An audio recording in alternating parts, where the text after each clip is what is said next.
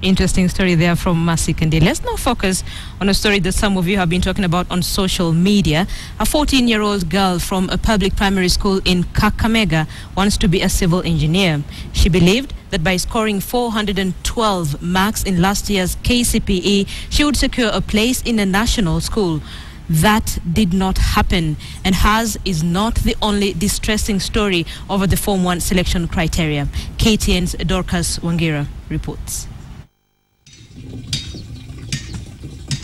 14-year-old Whitney Nyachoti is trying to maintain a brave face. She's saddened by the outcome of the Form 1 selection process. Whitney didn't fail her KCPE. She has 412 marks out of a possible 500.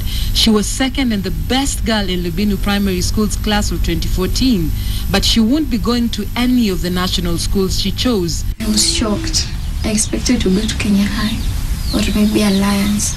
What hurts her the most is that some of the classmates she outshone will be going to national schools. One with 393 to Mangu High School, another with 384 to Lenana School, and one with 402 to Moi Girls Eldoret. Worked hard for a national school. I think I'd be wasted in the Sacred Heart Girls. Emmy Omuhaka, Whitney's mother, understands her child's anguish.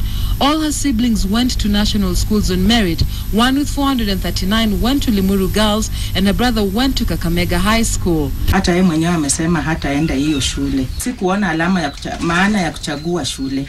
Ni kama tu sasa watoto hao wangefanya mtihani alafu waanze kuzunguka kutafuta shule. Caleb Miroro says he has done all he can for his last born. He's just from Moi Girls Eldoret trying to secure a place for her. The school was her third choice. The Sacred Girls her first county school choice. He doesn't know what is going to happen because he isn't the only one. Ningeomba tu kati ya shule zenye mtoto alichagua waweze kunisaidia.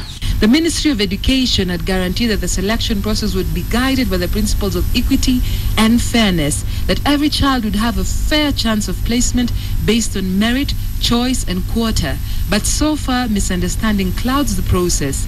85% of the KCPE candidates like Whitney were from public schools. Only 20,291 of the candidates were guaranteed a place in the country's national schools. She feels left out and just wants a logical explanation. Primary Western, secondary Western, it's not my thing. Last year, more than 60 students from Kakamega Primary School were selected to go to national schools. This year, only 21 have been chosen. The best with 406 has been called to the Serehe Boys Center.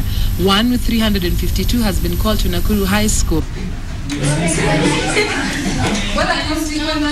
310 pupils sat for their KCPE. None of the children in this year's class wants to go to a county school. They believe they can only achieve their dreams if they live. Whitney Nyachoti feels that this year's Form 1 selection criteria has been like a gamble or like a game of dice, that whoever has rolled her dice and determined where it should fall has been unfair to her. This trend is becoming worrying to both children and parents, leaving more questions than answers. Dorcas Wangira, KTN, Musonga, Kakamega.